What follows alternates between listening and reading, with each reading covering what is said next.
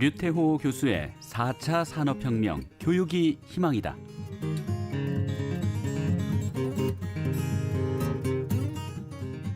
네, 4차 산업혁명이 요즘 화두입니다. 혁명이라는 용어까지 쓰는 건 가까운 미래에 우리 삶에 큰 변화를 가져오는 건 분명한 것 같은데요. 미래 사회에 대한 여러 가지 예측이 많지만 준비를 철저히 한다면 불안해할 것만은 아닐 것 같습니다. 저녁 인기가요에서는 방학 기간 한 달 동안 시리즈로 교육공학 전문가이자 미래교육학자인 류태호 교수를 모시고 4차 산업혁명, 교육이 희망이다라는 특강을 마련하고 있습니다. 오늘이 두 번째 시간인데요. 버지니아 대학교 류태호 교수님 나와 계십니다. 안녕하세요. 네, 안녕하세요. 반갑습니다. 네. 4차 산업혁명에 대해서 4차 산업혁명이란 어떤 것인가, 그리고 4차 산업혁명 시대에 교육이 왜 중요한가라는 말씀 지난 시간에 해주셨고요. 네. 자, 오늘은 지난 시간에 예고해 주신 대로 4차 산업혁명 시대 인재들에게 요구되는 10가지 핵심 역량이라는 게 있다는데 자세히 좀 짚어주시죠. 네, 지난번에 말씀드렸듯이 그 세계경제 포럼에서 4차 산업혁명 관련돼서 얘기를 시작하면서 4차 산업혁명 시대가 요구하는 인재가 갖춰야 될 10대 핵심 역량을 발표했는데요. 그중 첫 번째는 복합 문제 해결 능력, 두 번째는 비판적 사고 능력, 세 번째는 창의력, 네 번째는 인적 자원 관리 능력, 다섯 번째 협업 능력, 여섯 번째 감성 능력, 일곱 번째 판단 및 의사결정 능력, 여덟 번째 서비스 지향성, 아홉 번째 협상 능력, 열 번째 인지적 유연력, 이렇게 10가지를 발표했습니다. 네. 그 인지적 유연력 마지막에 지금 네네. 10번째를 네. 차지하고 있는데요. 이게 사실 이제 나이가 들수록 잘 안 되는 것 같아요. 네. 소위 그 직장 내에서도 연차가 오래될수록 또 지위가 높을수록 꼰대 소리 듣는 게 요즘 방송에는 적합지 않지만요. 소위 이제 그만큼 경직돼 있고 유연하지 못하다. 이런 다른 얘기일 것 같아요. 인지적 유연력이란 건 어떻게 해석될 수 있을까요? 네, 그 미국의 그 노동부 직업정보 네트워크의 콘텐츠 모델에 따르면 인지적 유연력은 여러 일을 다양한 방법으로 재배열하고 재구성하기 위해 다양한 종류의 규칙이나 원리를 적용할 수 있는 능력을 말하는데요. 그러니까 예를 들어서 서울 본사 직원이 부산지사에서 회의가 있다고 하는 경우 고정된 인지구조 속에서는 비행기를 이용할래, 아니면 기차를 이용할래, 자동차를 이용할래, 그 운송 수단에 대한 변화만 좀 생각을 할 텐데요. 네.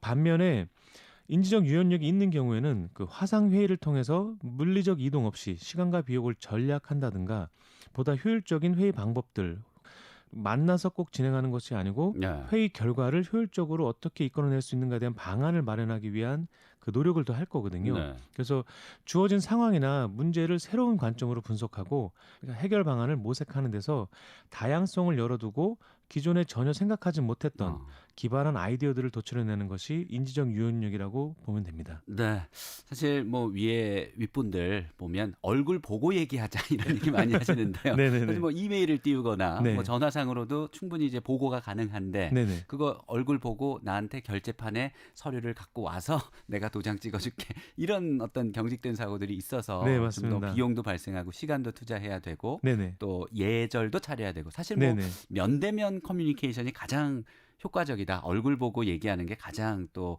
표정도 읽을 수 있고 가장 효과적인 건 맞지만 이제 시간과 또 비용을 절약할 수 있는 이런 장점을 살려서 좀 유연성 있게 그런 걸 허용할 줄 아는 그런 인재가 이제 필요하다는 말씀이신 것 같네요. 네, 맞습니다. 네. 지금이 이제 3차 산업혁명 시대인 거잖아요. 그리고 앞으로 4차 산업혁명 시대가 도래한다. 이걸 준비하자라는 말씀이신데요. 맞습니다. 그러면 기존에 강조됐던 인재상과 또 앞으로 2020년 이후에 우리가 갖춰야 될 인재상, 차이점, 비교 이런 것도 지금 돼 있는 건가요? 네. 일자리 미래 보고서에 나온 바에 따르면 2015년도 그러니까 3차 산업혁명 시대에는 복합 문제 해결 능력이 1위를 차지했고요. 그다음에 순위별로 협업 능력, 인적 자원 관리 능력, 비판적 사고 능력, 협상 능력, 품질 관리 능력, 서비스 지향성, 판단 및 의사결정 능력, 적극적 경청 능력, 창의력, 이런 순서로 돼 있었습니다. 근데 품질 관리 능력과 적극적 경청 능력이 사라졌고요. 그래서 4차 산업혁명 시대에 새로 도입된 게 감성 능력과 인지적 유연력입니다. 창의력은 12에서 3위로 올라갔습니다. 그래서 이런 부분들에 대해서 우리가 좀 더 집중해서 그러면은 어떻게 우리가 창의력을 더 개발하고 네. 비판적 사고 능력을 더 올리고 감성 능력과 인지적 유연력을 키울 수 있는지 예. 이런 부분들에 대한 논의를 하고 그다음에 방법들을 모색하는 것이 필요한 것 같습니다. 네, 이 짧은 시간에 뭐 창의력을 기르려면 어떻게 해야 된다. 사실 뭐 요약적으로 답변해 주시기는 좀 힘들긴 하겠지만 네네. 사실 아이들을 어떻게 창의성을 길러줄까 이건 부모들의 모든 그런 관심사이기도 하거든요. 네네. 또 저도 뭐 초등학교 아이들 키우면서 뭐 학원 사교육 시켜보면 네네. 또 수학에도 창의력 수학, 또 네네. 과학도 창의력 과학 이런 걸 네네. 또 학원에서 배우고 문제풀이로 이걸 하더라고요. 이 네네. 문제풀이로 길러질 수 있는 건가요? 문제풀이를 어떻게 하냐에 따라서 방법이 바뀌면 네. 가능합니다. 그래서 예를 들어서 미국 같은 경우에는 1990년도까지만 해도 3R이라고 해서 그 연산 능력, 그다음 독서 능력, 그다음 글쓰기 능력 이 세 가지를 중심으로 교육을 했어요. 그래서 초중고, 대학, 그다음에 평생교육까지 그 3R을 키울 수 있는 커리큘럼들을 개발해서 했는데 이들이 이제 고민을 하기 시작한 거죠.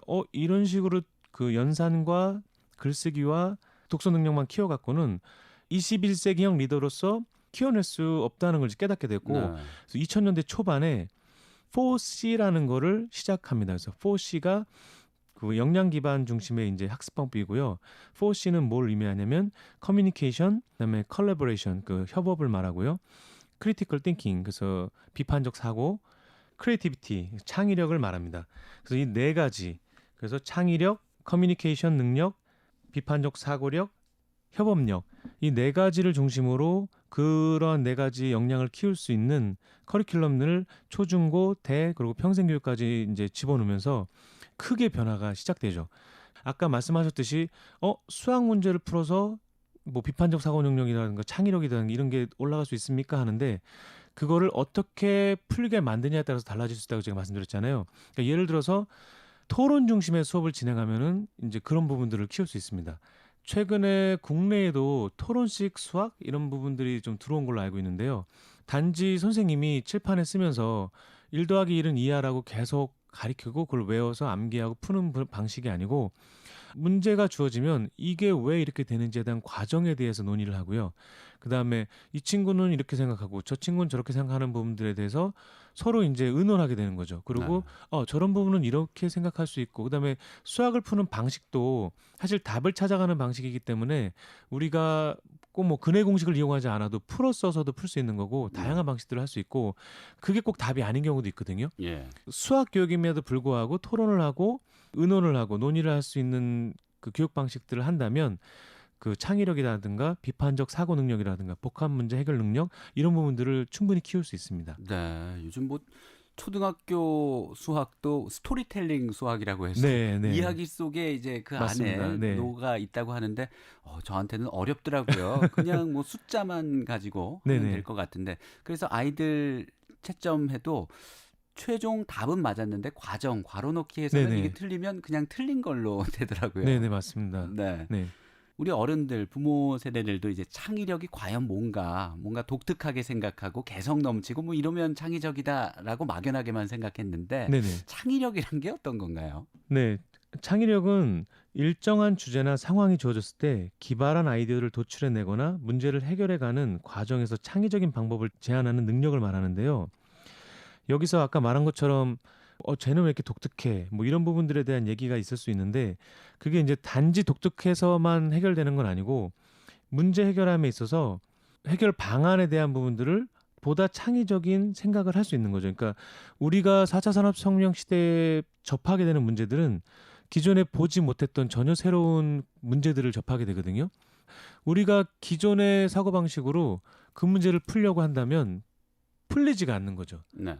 그래서 답이 없는 문제에 대해서 답을 찾아가는 과정이라고 생각하면 이해가 좀 쉬울 것 같아요. 그렇다면은 창의적인 사고를 갖고 비판적인 사고를 갖고 그러한 논리를 통해서 새로운 형태의 문제에 대한 답을 찾아 나가는 게 이제 창의력의 핵심이라고 보면 됩니다. 그렇군요. 네, 단지 특이하고 독특한 것만 갖고는 안 되는 거죠. 네. 70년대 고도 성장 시기에 있던 말이지만 하면 된다, 안 되면 되게 하라. 네네. 안 돼도 되게 하는 것. 거기에 또 이제 창의력이 있겠네요. 예. 여기서 뭐 1시간 내에 춘천에서 서울을 가야 되는데 차는 막히고 이럴 때 어떻게 갈 건지. 아, 그렇죠. 네, 뭐 ITX 청춘을 탈 수도 있고, 네네네. 뭐 버스를 대중교통을 탈 수도 있고, 맞습니다. 아니면 뭐 친구한테 퀵으로 뭐 그냥 부탁을 할 수도 있겠고요. 네네네. 인편으로 또 보낼 수도 맞습니다. 있겠고. 네. 그리고 감성 교육도 말씀을 해주셨는데요. 네네. 이게 또 우리 60년대, 70년대, 80년대 부모들한테는 좀 제일 약한 부분 아닐까 싶어요. 뭐 네네. 경쟁 사회를 살아오다 보니까 네. 감성적이기보다는 좀 이성적이도록 그런 교육을 받아왔고요. 또 네네. 결과 중심으로 이렇게 해오다 보니까 전시회에 가서 작품을 감상을 하고 음악회에 가서 콘서트를 관람하고 이런 기회를 제공하는 게 감성교육인가 뭐 요 정도만 막연하게 생각을 하고 있거든요. 4차 산업혁명 시대가 요구하는 감성 능력은 그 상대방의 반응을 인지하고 상대방이 왜 그렇게 반응했는지를 이해하는 능력으로 정의하고 있고요. 네. 여기서 조금 더 나가서 이제 보자면 3차 산업혁명 시대까지는 소품종 대량 생산의 시대였습니다. 몇 가지의 소품종, 그러니까 몇 가지 품종만 만들어서 많은 양을 만들어서 판매하는 시기였다면 4차 산업혁명 시대는 다품종 소량 생산의 시대입니다. 그래서 그 빅데이터 마이닝을 한다든가 개별 소비자의 기호나 성향, 요구와 구매 패턴들을 이해하고 맞춤형 상품이나 기술을 감각적으로 개발할 수 있는 감성 능력이 필요하게 된 거죠. 네. 그래서 감성 능력을 키우기 위해서는 인문학적 소양이나 예술적 소양이나 이런 부분들의 것들도 많이 습득을 하고 그러면서 이제 감성적인 능력을 키워나가는 것도 필요하다고 봅니다. 네. 저도 아나운서 직업이다 보니까 뭐 아이들 토론하는 것도 보고 청소년 토론 대회, 정치인들 나와서 토론 프로그램에서 뭐 서로 주장을 하고 설득을 하는 그런 과정 보면 요즘 상대방의 얘기를 안 듣고 네네네. 본인은 말을 정말 청산유수 유창하게 잘 하는데 네네. 내 얘기만 하는 소위 우리는 배설적 토크라는 얘기도 하는데요. 그냥 쏟아내기만 하고 있는 것 같아요. 그런데 앞으로는 맞습니다. 네. 잘 들어주고 결론을 이제 합리적으로 도출하고 양보할 건 양보하고 뭐 그런 능력이 필요하다는 거네요. 네. 그런 부분들은 9위에 나와 있는 협상 능력이 나와 있는데요. 우리가 흔히 생각하기를 협상 능력하면 이해관계가 다른 상대방을 싸워서 논리로 싸우든 다른 방법으로 싸워서 이기는 거를 협상 능력이 좋다라고 생각을 많이 하는데 네. 여기 4차 산업혁명 시대에서 요구하는 협상 능력은 이기는 것을 말하는 것이 아니라 생각이나 이익에서 차이를 보이는 상대방과 협상을 통해서 차이를 줄여가는 능력을 포괄하는 내용입니다. 남을 이겨서 내가 이득을 보는 협상이 아니고 서로의 차이를 줄이는 과정. 그래서 그 과정 속에서 서로가 감성적인 능력도 발휘하고 서로가 어떤 생각 갖고 있고 어떠한 요구사항들이 있나라는 부분들을 듣고 중간 지점에서 그 만날 수 있는 그런 부분에 대한 능력을 협상 능력으로 보고 있습니다. 네, 지금 류태우 교수께서 얘기하신 10가지 역량이라는 게 뭐 아이들, 청소년들에게만 필요한 덕목이 아니라 지금 뭐 100세 시대니까 지금의 40대, 50대들에게도 네네. 꼭 필요한 그런 네, 요소들일 것 같아요. 또 사회에서 10대, 20대들과 10년, 20년 후에 또 같이 또 협업을 해야 되고 맞습니다. 그들과 어울려서 네네. 살아가야 하기 때문에 그런 네네. 것 같은데요. 버지니아 대학교 류태호 교수와 함께하고 있는 4차 산업혁명 교육이 희망이다. 방학 특집으로 저녁의 인기가요에서 마련하고 있습니다. 여기서 잠시 노래 한 곡 듣고 또 마무리했으면 싶은데요. 네네. 네, 류태호 교수님이 오늘 청취자들께 전해주실 노래 어떤 게 있을까요? 네, 제가 지난해 즐겨 듣던 음악 방송이 복면가왕이라는 프로그램인데 MBC 예능 프로그램. 네네. 음악 대장이 그 매일매일 기다려라는 그 1990년대 초반의 노래를 너무 멋들어지게 불렀는데 그 노래 한번 들으면 시원할 것 같습니다. 네, 방학 특집으로 저녁의 인기가요에서는 교육공학 전문가이자 미래교육학자인 류태호 교수를 모시고 4차 산업혁명, 교육이 희망이다라는 특강을 진행하고 있습니다. 자, 이제 정리할 시간이 됐는데요. 4차 산업혁명 시대 인재들에게 요구되는 10대 핵심 역량을 말씀해 주셨어요. 좀 종합해 주신다면요. 네, 종합해보면 제4차 산업혁명 시대에 인재들에게 요구되는 10대 핵심 역량은 주로 사회적 기술과 인지적 능력으로 구성되는 것으로 나타나는데요. 미국 노동부 직업정보 네트워크의 콘텐츠 모델의 상위 항목들 중 협업 능력, 감성 능력, 서비스 지향성과 협상 능력은 사회적 기술 영역에 속하고요. 창의력과 인지적 유연력은 인지적 능력 영역에 속하기 때문입니다. 결국 10대 핵심 역량 가운데 6개의 핵심 역량이 사회적 기술과 인지적 능력 영역에 속하는 것은 제4차 산업혁명 시대에는 비판적 사고를 갖고 사회적 기술과 인지적 능력을 토대로 다양한 방식으로 복합 문제를 해결할 수 있는 융복합형 인재가 필요하다는 것을 말한다고 할 수 있습니다. 네, 우리가 4차 산업혁명 시대에 대해서 좀 잘 모르기 때문에 좀 불안해하고 네네. 일자리도 좀 기계에게 뺏기게 되는 것 같고 뭐 네네. 이런 불안감을 좀 갖고 있는데요. 네. 이 기술 지배적인 사회라고 볼 수가 있나요? 앞으로 도래할 사회가요. 언뜻 보기에는 4차 산업혁명 시대라고 하면 과학이 인간의 삶에 더욱 깊이 들어와서 관여하게 되는 기술 지배적 사회로 보이긴 하는데요. 앞에서 살펴보았듯이 4차 산업혁명 시대의 도래를 처음 우리에게 알린 그 세계경제 포럼이 제시한 4차 산업혁명 시대의 10대 핵심 역량을 토대로 분석해 보면 4차 산업혁명 시대에는 사람들이 더욱 긴밀히 연결되고 비판적 사고와 창의력으로 복합 문제를 해결해 나가는 사람 지배적인 사회라는 것을 알 수 있습니다. 다시 말하면 사람과 기술, 과학과 인문학이 함께 조화를 이루는 융복합의 시대가 4차 산업혁명 시대의 본질인 것이죠. 네.